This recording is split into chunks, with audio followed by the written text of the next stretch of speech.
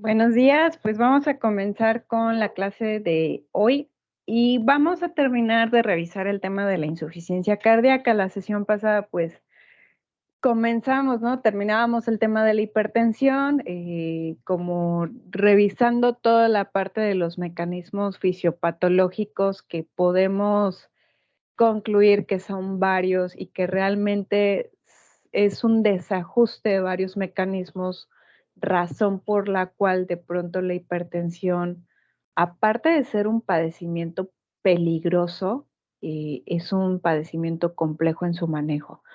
Y que una de las características que tiene la hipertensión es esta parte de que se desarrolla hipertrofia ventricular izquierda y nos lleva inevitablemente a la insuficiencia cardíaca.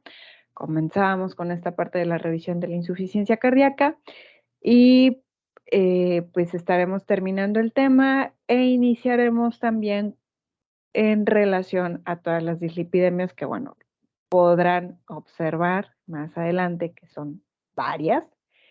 De hecho, desde las más comunes hasta las más extrañas, que bueno, hay algunas que sí, una en particular que sí la obvié porque es común en Japón, entonces, pues no tenía como mucho sentido. Entonces, aquí nada más recordando un poquito con la clasificación que llega a tener la insuficiencia cardíaca, pues va desde el poder hacer actividades sin ninguna molestia hasta la clase 4, el estadio 4, donde el paciente incluso en reposo ya está presentando muchas molestias y que de hecho, a ver, permítanme, más no, que de hecho pues va de la mano esas clases con base a la fisiopatología. Si observamos en la parte final, pues ya los pacientes que están en esa fase, tienen altas concentraciones de noradrenalina, de aldosterona, de angiotensina 2, de endotelina, vasopresina, que finalmente causan retención de sodio y vasoconstricción periférica. Entonces, esto es algo que contribuye al deterioro de la enfermedad primordialmente. Jackie, una disculpa, chica, la verdad como que no recuerdo muy bien de forma puntual dónde habíamos quedado, pero me parece que íbamos a iniciar con esta diapositiva sobre los mecanismos compensatorios que tiene el cuerpo ante esta insuficiencia. Normalmente el corazón es capaz de compensar el escaso volumen de salida por diferentes mecanismos. En primer lugar, aumenta la fuerza de contracción para poder dar la salida. Además, aumenta de tamaño, aumenta la frecuencia cardíaca, está a toda máquina, ¿no? Y también estimula los riñones para conservar el sodio y el agua. Por un tiempo, pues gracias a estos 4 mecanismos, la compensación mantiene una circulación casi normal, pero finalmente el corazón ya no logra mantener un volumen de salida normal, llega a esta parte o esta fase de descompensación.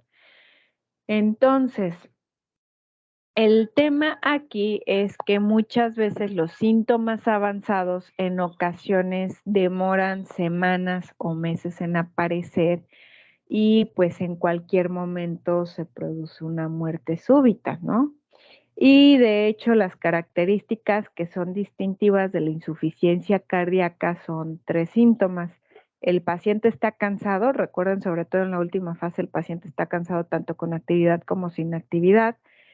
Esta falta de aire y se retienen líquidos, ¿no? Sobre todo, pues ya cuando estamos hablando de que se retienen líquidos en cavidad, pues son peor los síntomas. Entonces, la falta de aire con la actividad física, esta intolerancia al esfuerzo es el síntoma más pronto, el más precoz.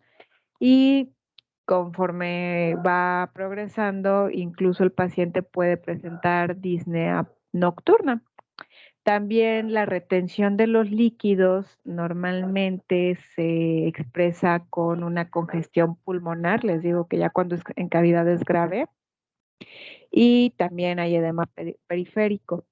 Ahora, también, por ejemplo, podemos encontrar signos que nos están indicando hipoperfusión, es decir, una baja llegada de sangre en antebrazos o, bueno, en extremidades, ¿no? Brazos y piernas, entonces van a estar fríos, un poquito incluso marmoleados o azulitos, y pues la función renal se va viendo deteriorada.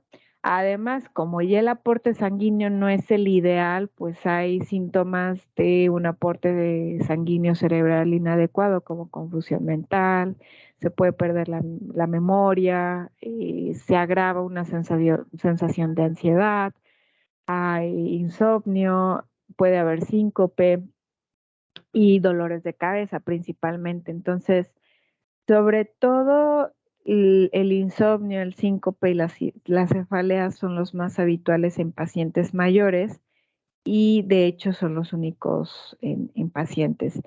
Y ojo aquí, la mayor alteración que tienen los pacientes, sobre todo las personas mayores, es tos seca y hay una debilidad generalizada y anorexia, ¿no? De hecho, aquí les platico un pequeño dato y personal, ¿no? Que hasta ahorita bueno, hasta ahorita ya de grande lo tengo muy presente. Mi abuelita fue hipertensa.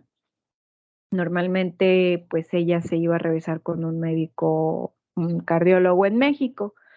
Entonces, le llamaba mucho la atención a mi papá, que es pediatra, pues porque justo tenía la tos seca y era un dato que no le latía, que no le agradaba porque sabía lo que implicaba. Entonces, pues sí, justamente mi abuelita falleció secundario a que llegó a la última fase de la insuficiencia cardíaca, ¿no?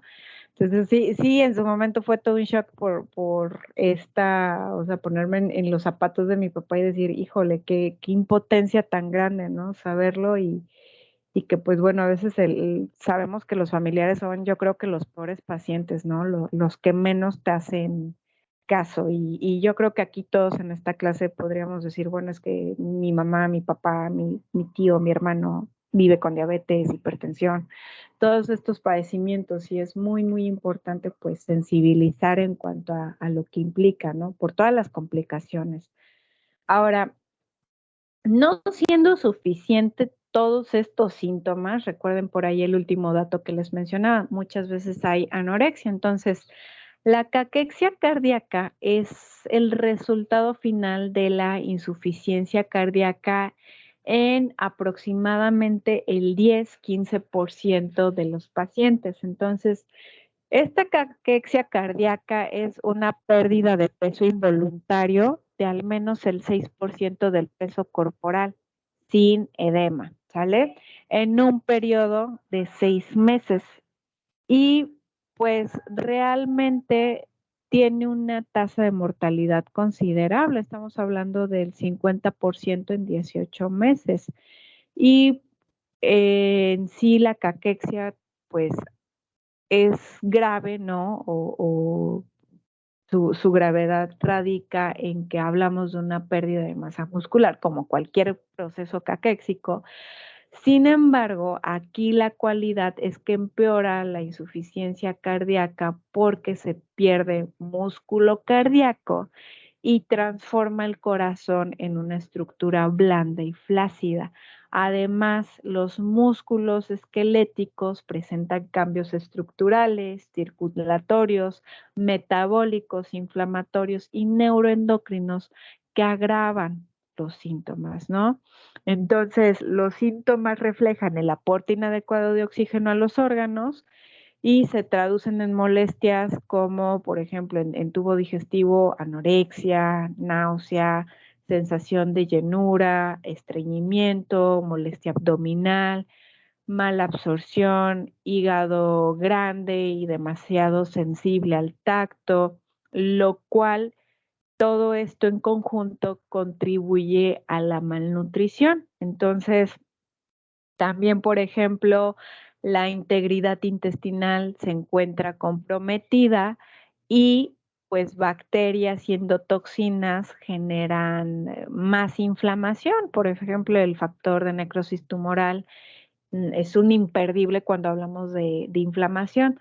De hecho, una concentración elevada de factor de necrosis tumoral alfa, TNF-alfa, se asocia con un menor índice de masa corporal, los pliegues cutáneos reducidos y disminución de las proteínas totales plasmáticas, es decir, albúmina, prealbúmina, transferrina, lo cual nos está indicando justamente catabolismo. Aquí una disculpa que no se los puse en la diapositiva y es un dato muy importante, ¿no? El conjuntar la parte bioquímica, ¿no? Que tiene una importancia. Ahora, dentro de los factores de riesgo, obviamente está la hipertensión, la diabetes, enfermedad cardiovascular aterosclerótica e hipertrofia del ventrículo izquierdo por alguna otra razón. De hecho, 3/4 de los pacientes que tienen insuficiencia cardíaca, pues es derivado de una hipertensión previa, ¿no? Ya las personas que tienen diabetes mellitus y cardiopatía desarrollan con más frecuencia insuficiencia cardíaca a comparación de su contraparte que no tiene diabetes ni cardiopatía. Entonces, pues la diabetes también es muy, muy importante. Aparte, siempre van en combo, ¿no? Desgraciadamente, uno contribuye a la aparición del otro. Y pues la circunferencia de cintura y el porcentaje de grasa corporal elevado, pues también son predictores de esta parte de insuficiencia cardíaca, ¿no? De enfermedad, pues riesgo cardiometabólico. En cuanto a la prevención, pues realmente la tasa de supervivencia en un plazo largo realmente es baja la tasa de supervivencia, ¿no? Entonces es importante prevenir. Entonces, en las personas que están en los primeros estadios,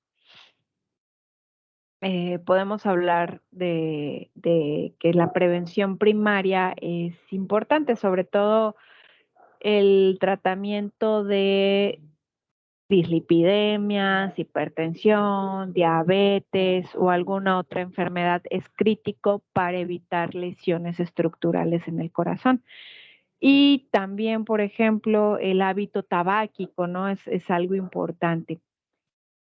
En el caso de este tipo de pacientes, además, pues muchas veces están asintomáticos, ¿no? Entonces, nos da pauta para poder hacer otras modificaciones. Ahora, en cuanto a las etapas finales, ya se necesitan estrategias de prevención más especializadas, por ejemplo, fármacos, ¿no? Inhibidores de la enzima convertidora de angiotensina, beta bloqueantes, o sea, medicamentos ya con especialista y pues corregir disfunción asintomática del ventrículo izquierdo a través incluso de procedimientos quirúrgicos, ¿no? Dentro del tratamiento médico, pues es principalmente igual estratificado, ¿no? En el caso de los primeros, como mencionaba, es el tratamiento más dar prioridad a los problemas, la dislipidemia, arritmias, conductas de riesgo. Ya conforme se va haciendo más grave la situación del paciente, pues es esta parte de incluso considerar operaciones. ¿Por qué? Porque se busca prolongar la supervivencia del paciente. Entonces, pues es lo prioritario. En cuanto al tratamiento nutricional, pues de lo primero es poder detectar alteraciones en el peso corporal, ¿no? Si existe un desequilibrio de líquidos, pues se puede complicar un poco la valoración del peso en pacientes que tienen insuficiencia cardíaca. Entonces, se recomienda que se pese al paciente antes de comer y después de orinar en el mismo momento todos los días para poder detectar alteraciones. Si hay edema, pues es importante determinar el peso seco y hacer las mediciones, ¿no? Entonces, una razón por la cual se recomienda pesar diario al paciente es porque si existe un aumento de peso que supere los 450 o hasta medio kilo al día, se debe de hablar al profesional de salud, ¿no? También ya cuando estamos hablando en este rango, ¿no? Desde los 450 hasta los 2,5 kilos puede ser algo grave, ¿no? Para pues ya recurrir a medicamentos como diuréticos, ¿no? Los líquidos normalmente se suelen restringir más o menos dependiendo, ¿no? Si hay mucho edema o no. Si no hay mucho edema, pues hasta 2 litros, no hay problema. Si ya hay una descompensación grave, pues podemos hacer una restricción a 1 litro, ¿no? Para lograr que la diuresis sea adecuada. Y la dieta pobre en sodio es importante que se mantenga. No tanto no me gustaría decirlo como pobre, pero en cuanto a la restricción de sal, sabemos que una ingesta excesiva de sodio se traduce en retención de líquidos, edema, ¿no?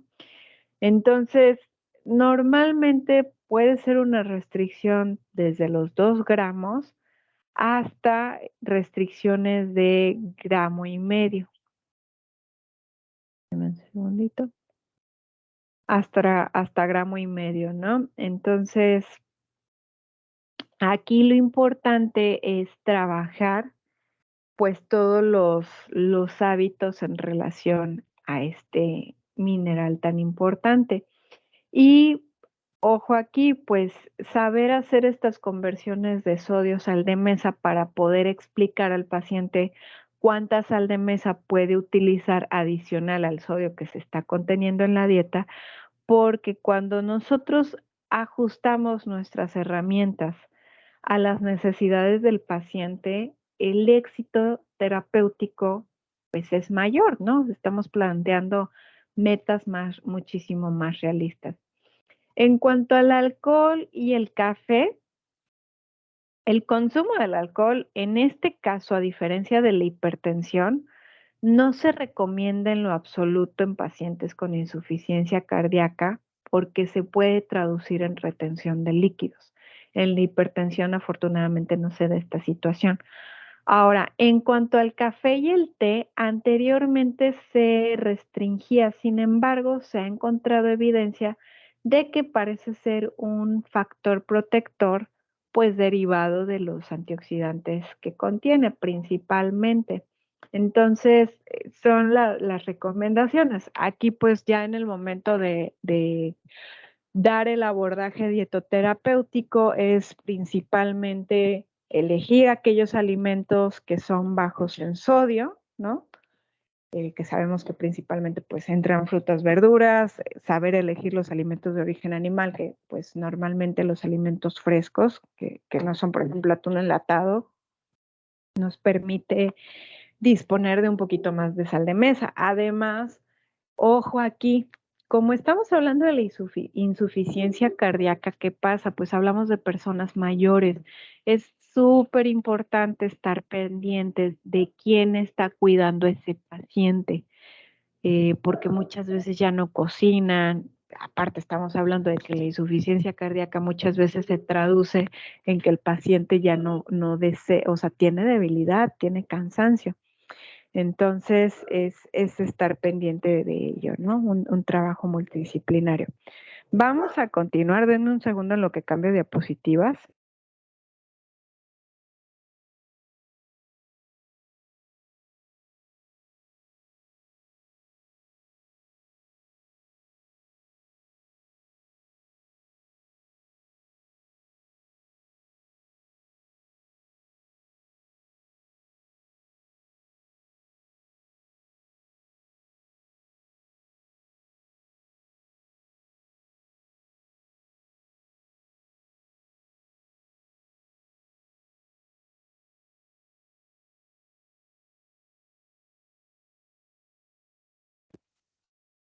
Listo.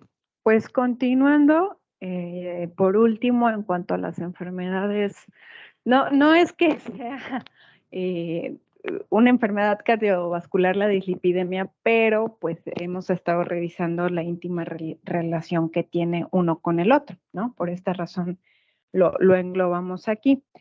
Pero en cuanto a las dislipidemias, sabemos que la dieta guarda una relación estrecha con ello, ¿no?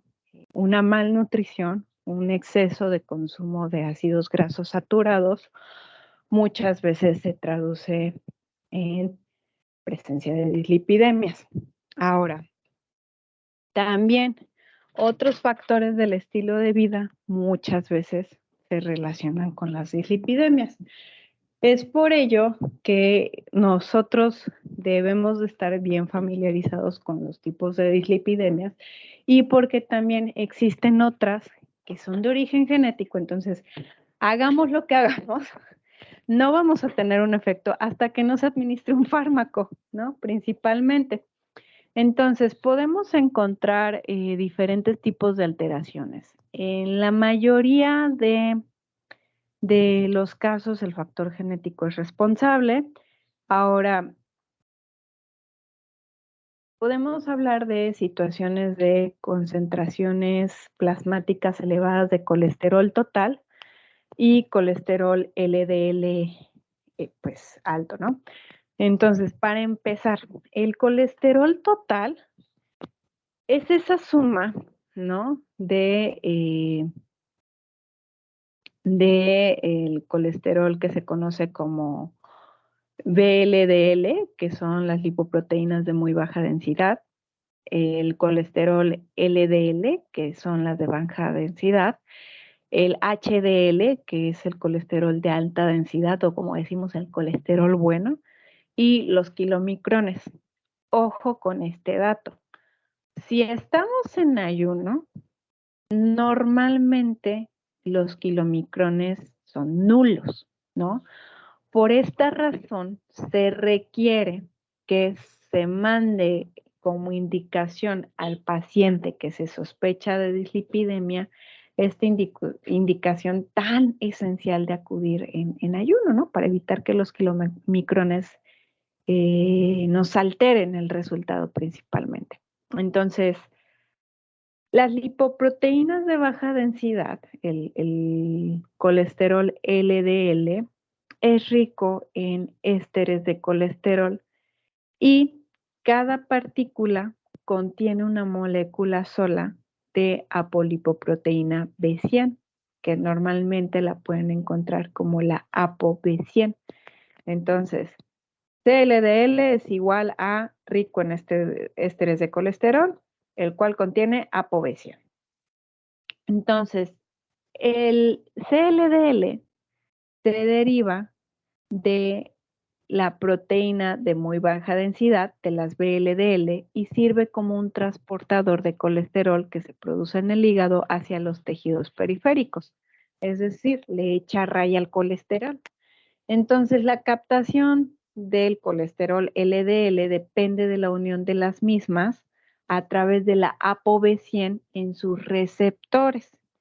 Entonces, lo menciono porque si existe alguna alteración en estos componentes, pues obviamente estaremos hablando de trastornos, por ejemplo, monógenos, que cursan con hipercolesterolemia autosómica dominante.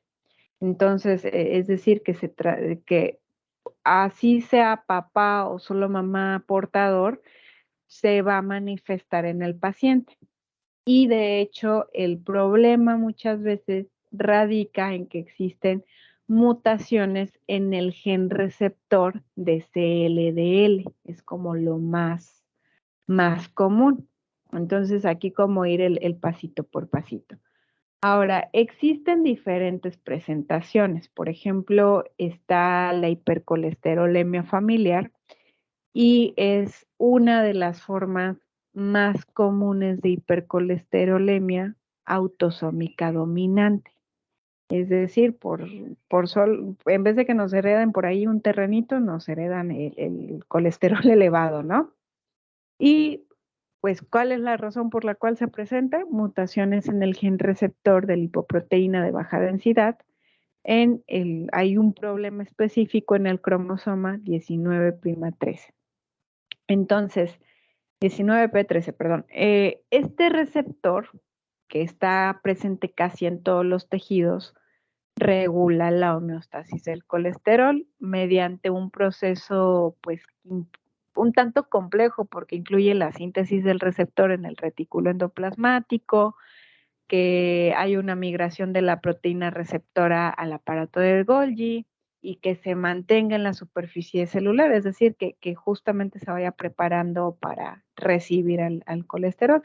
Y también la unión del receptor de lipoproteína de baja densidad a lipoproteína de baja densidad plasmática vía ApoB100 y la internalización del complejo receptor y su ligando y el reciclaje del receptor. Entonces, es como todo el mecanismo, ¿no? Todo lo que encamina, que se coloque el receptor en donde debe de estar y aparte que se dé la unión correcta del receptor con la lipoproteína, básicamente está alterado. Entonces, pues cuando esté esta situación, sobre todo cuando estamos hablando de que es de tipo heterocigoto, normalmente se observa un aumento de un 30% en las cifras del colesterol CLDL. Sin embargo, pues puede ser hasta más, hasta 2 o 4 veces más el nivel de CLDL habitual. Entonces, imagínense, realmente esto repercute en la salud cardíaca. Y pues para poder encaminar el diagnóstico muchas veces se hace con base a la historia clínica y familiar. También ya hay pruebas específicas, sin embargo, bueno, realmente nosotros en consulta muchas veces ya nos llegan con el diagnóstico, ¿no? No es como que nosotros lo vayamos a diagnosticar propiamente. La importancia de este padecimiento radica en que si no se trata puede producir un infarto en personas jóvenes desde los 30 y 40 años de edad y de hecho, pues muchas veces estos pacientes llegan a morir antes de los 60 años, especialmente las mujeres. Entonces, también este tipo de pacientes pueden desarrollar xantomas tendinosos, cutáneos, es decir, ya al final les voy a presentar cómo lucen, pero son bultitos, ¿no? Grasos en tendones, en la piel, incluso en la zona de los párpados, ¿no? Pero sobre todo en este tipo de pacientes, pues normalmente va desde la primera década de vida y pues pueden fallecer por problemas cardíacos principalmente porque se afecta la válvula aórtica. Entonces es lo grave en este tipo de situaciones. Ahora, tenemos otro tipo de mutaciones ya como que tienen nombres bien rimbombantes, la verdad. Por ejemplo, existen mutaciones en el gen PCSK9 que codifica a una proteasa sérica que regula la degradación del receptor de LDL. Por lo tanto, juega un rol principal en el control del influjo del colesterol al interior de las células. Entonces, aquellos pacientes que son heterocigóticos o bien que existe la mutación en la función de este gen, PCSK9, pues la condición clínica es muy similar a lo que es el caso de los pacientes con hipercolesterolemia familiar. Otro padecimiento común es el defecto familiar de la apolipoproteína B, que ocurren mutaciones dentro de la región del gen apolipoproteína B que codifica el dominio de unión al receptor de colesterol LDL. Entonces reducen la afinidad de unión de las partículas LDL a su receptor. Y aquí las concentraciones del colesterol, del CLDL, son cerca del doble de lo normal cuando está en esta situación, ¿no? Entonces, igual las manifestaciones son similares a la hipercolesterolemia familiar. Ahora, puede presentarse también una hipercolesterolemia de tipo recesivo, ya no dominante, donde se da principalmente por mutaciones en la proteína 1 adaptadora del receptor de SLDL, que es una proteína adaptadora esencial en el hígado. El producto del gen de la proteína 1 adaptadora del receptor de CLDL es esencial para que ocurra la endocitosis del colesterol LDL mediada por la clatrina, perdón. No Catrina, la clatrina. La clatrina, recordando un poquito por ahí, es una proteína principalmente que está en el recubrimiento de las membranas celulares, en donde se sitúan los receptores de lipoproteínas.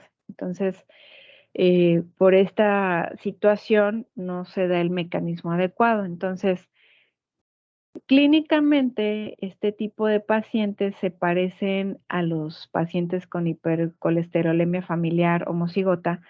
Sin embargo, la afectación de la válvula aórtica no es tan grave. Aquí, por ejemplo, lo podemos observar ya como más a detalle en el primer caso, ¿no? La hipercolesterolemia familiar heterocigoto. Pueden observar ustedes que las concentraciones de colesterol CLDL son mayores a 2000, imagínense, o sea, es una cosa exagerada.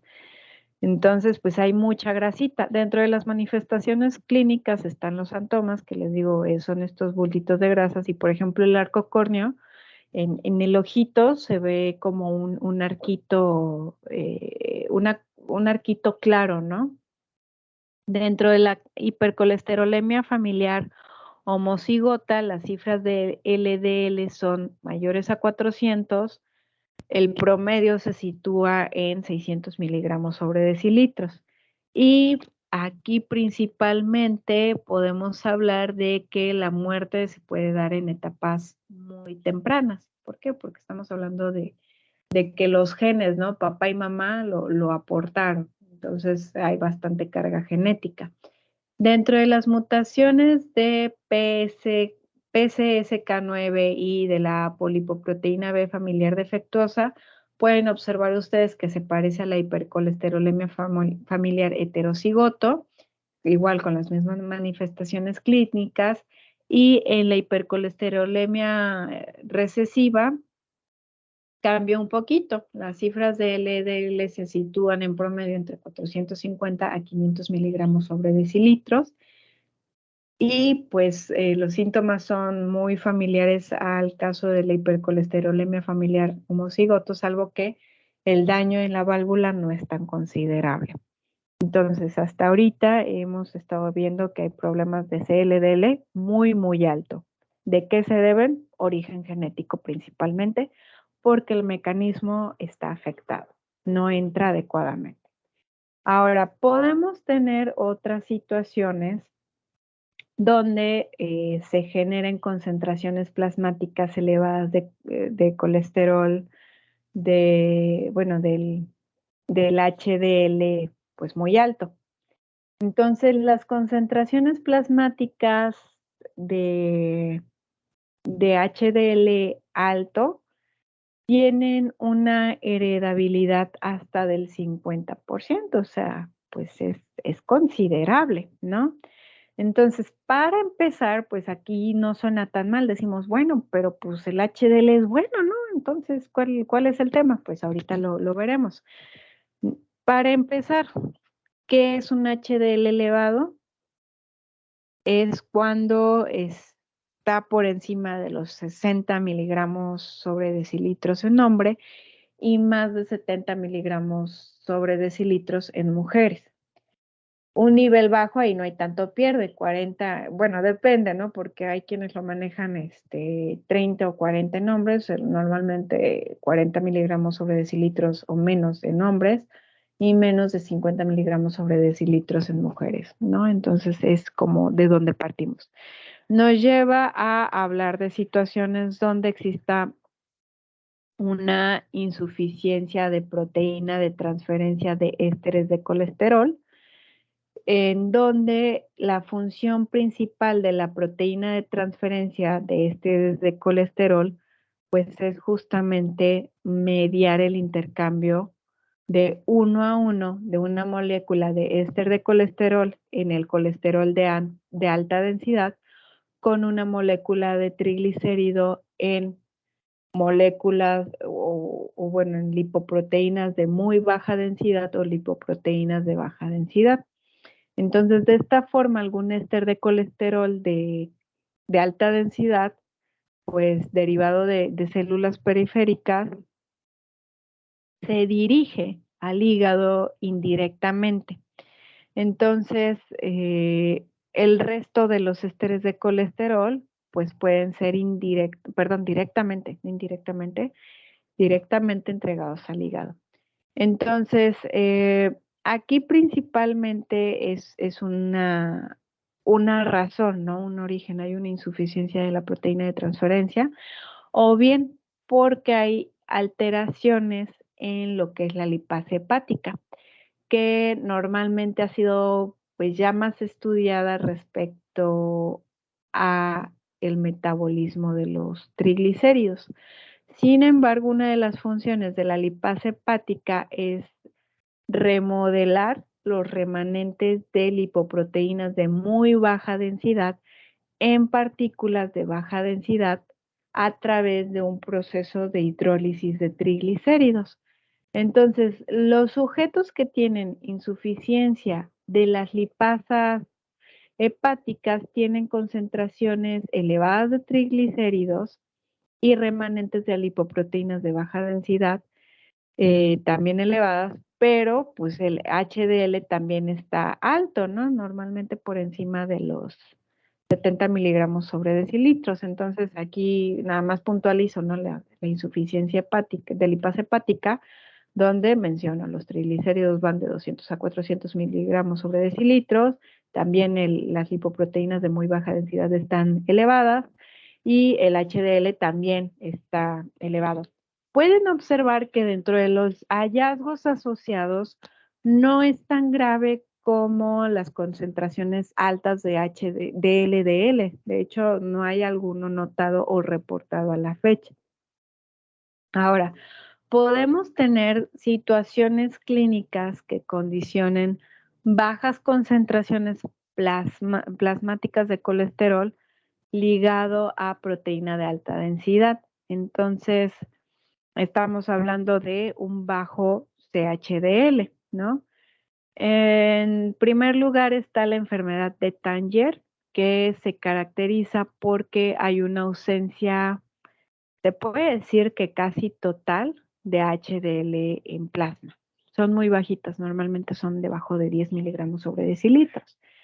Entonces, aquí es principalmente porque hay un daño en el gen ABCA1, el cual codifica la proteína de membrana celular que se encarga del flujo de colesterol y es el componente clave de la vía del transporte de colesterol inverso.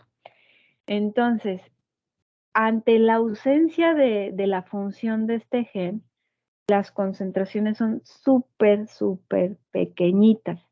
Las manifestaciones, por ejemplo, son en etapas tempranas de la vida y pues en algunos casos durante la adolescencia o adultez joven. Las amígdalas y las adenoides normalmente se ven amarillas o anaranjadas, son grandes, hay hepatoesplenomegalia y puede haber neuropatía periférica, la cual puede ser transitoria, es decir, se evoluciona, se quita rápido, o bien va progresando y va debilitando al paciente. Entonces, adicional, se acumula el colesterol en los macrófagos, entonces recuerden, los macrófagos dan estas células espumosas y estas se van acumulando en el vaso, en el hígado, en el epitelio intestinal, médula ósea, y pues puede también afectar fibroblastos. Entonces es una enfermedad que va siendo debilitante para el paciente principalmente. Tenemos también otras situaciones donde sean derivadas de insuficiencias de lecitina, colesterol, acetiltransferasa. Y puede haber dos síndromes clínicos diferentes dependiendo. Por ejemplo, puede existir una insuficiencia de lecitina, colesterol, acetiltransferasa familiar, en donde existe una ausencia completa, ¿sale? Entonces, pues, lecitina, colesterol, puede ser completa la ausencia, ¿no? Entonces, las manifestaciones clínicas son muy variadas, pero puede haber opacidades en las córneas, dislipidemias, anemias, hipoalbuminuria, proteinuria, depósitos lipídicos en diferentes partes, por ejemplo, en el glomérulo renal. La segunda manifestación es la enfermedad ojos de pez, donde existe una insuficiencia parcial, ¿sale? No es completa, es una insuficiencia parcial de la actividad de la lecitina, colesterol, acetiltransferasa, parece hasta trabalenguas, ¿no? Y aquí también hay las manifestaciones son similares, sin embargo, la aparición es tardía. En ambos casos, las concentraciones de HDL son bajas, pero sí son detectables. Y también tenemos la insuficiencia de la apolipoproteína A1, pues es de origen genético, no hay mutaciones en ese gen, y el CHDL es extremadamente bajo. Aquí lo vamos a observar. Entonces, enfermedad de Tanger y la insuficiencia de ApoA1, normalmente CHDL es súper, súper, súper bajitito. El riesgo cardiovascular obviamente está súper aumentado y se acumula, ¿no? el colesterol en ciertas partes. La insuficiencia o la insuficiencia, perdón, la insuficiencia ya sea total o parcial de la lecitina, colesterol, acetiltransferasa, sí existen cifras de CHDL, por ejemplo, cuando es eh, parcial puede ser menor de 7 y cuando es total puede ser hasta de 12. Sin embargo, pueden observar, ustedes dirán, bueno, es que si es total, ¿no? Debería de ser más bajito. Las manifestaciones clínicas son más variables, ya hay mayor riesgo cardiovascular. Y en el caso de la insuficiencia parcial sí son un poquito bajas, sin embargo, y las únicas manifestaciones clínicas que tenemos son las opacidades, perdón, córneas principalmente. Ahora, podemos tener también concentraciones elevadas de triglicéridos, de hecho, este es como de lo más común, ¿no? Porque los ácidos grasos utilizados para formar triglicéridos de lipoproteínas provienen de dos fuentes, ¿no? Aquí recordar, pues pueden venir por parte de la dieta o pueden venir por lo que se produce gracias al hígado o por lo que libera el tejido adiposo. Entonces, existe una forma, digámoslo de este modo, dramática de hipertrigliceridemia, que es el síndrome de quilomicronemia. Es decir, hay muchos kilomicrones. Entonces, normalmente se manifiesta en etapas tempranas de la vida y pues hay una cantidad alta de kilomicrones. Esto se debe principalmente a tipo genético, porque existe una liberación deteriorada de la grasa dietética absorbida y pues da lugar a que se presente la enfermedad. Por ejemplo, puede haber quilomicremias que cursen con pancreatitis, afecten en el retraso del correcto desarrollo y del crecimiento. Puede haber hepatoesplenomegalia, lipemia retinalis, es decir, afecta la retina, xantomas eruptivos sobre la piel, sobre todo en lo que es en las pompis, ¿no? Y superficies de extensión, brazos y piernas. Y aquí estamos hablando de cifras descomunales, más o menos de unos 1500 miligramos sobre decilitros, y sobre todo ya cuando los triglicéridos son mayores a 2.500 decilitros, sí o sí la pancreatitis está incluida. En cuanto al colesterol de alta y baja densidad, con frecuencia son menores a lo normal. Y aquí el plasma, bueno, la muestra de sangre, para empezar, va a ser como un suero lechoso o turbio, ¿no? ¿Por qué? Porque pues, hay un alto contenido de triglicéridos, ¿no? Principalmente. Entonces, también puede haber otras situaciones donde otras causas, ¿no? Genéticas de esta hipertrigliceridemia, pero que no implican kilomicrones en ayuno. Por ejemplo, la hiperlipidemia combinada familiar, ajá, donde principalmente las anomalías pues son de tipo genético, pero no cursan solo con el exceso de triglicéridos, sino hay un incremento en las lipoproteínas de muy baja densidad, y el colesterol de alta densidad está deprimido. Entonces, pues ahí afecta más o menos a una de cada 40 personas, o sea, si se dan cuenta es bastante prevalente. Y los pacientes pueden tener síntomas, también pueden tener incremento al riesgo de enfermedades cardiovasculares, principalmente, ¿no?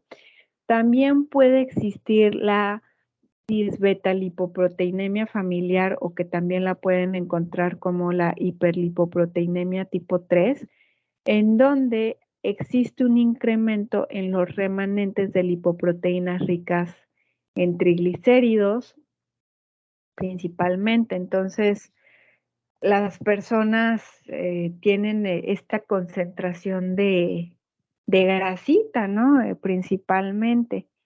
Y pues aquí la expresión de esta enfermedad con frecuencia requiere de otros factores, tal es el caso de la obesidad central, diabetes o, por ejemplo, alteraciones en la función correcta de la tiroides principalmente.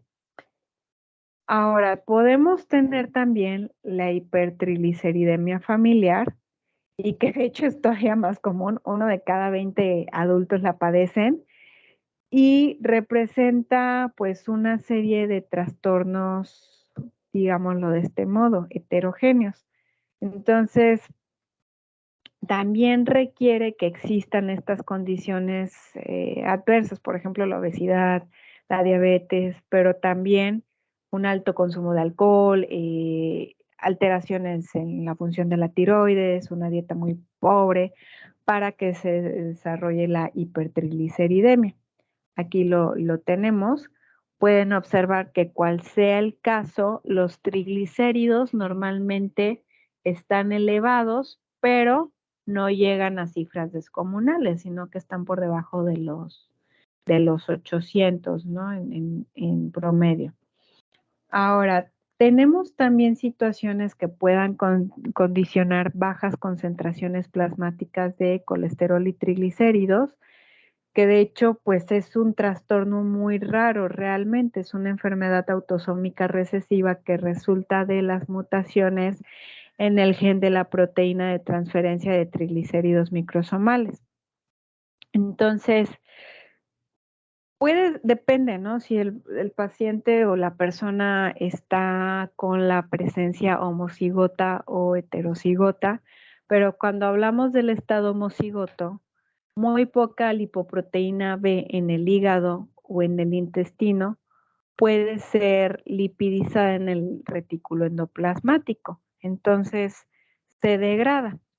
Y pues muchas veces se traduce en bajas concentraciones de kilomicrones, colesterol, bueno, de lipoproteínas de muy baja densidad y baja densidad.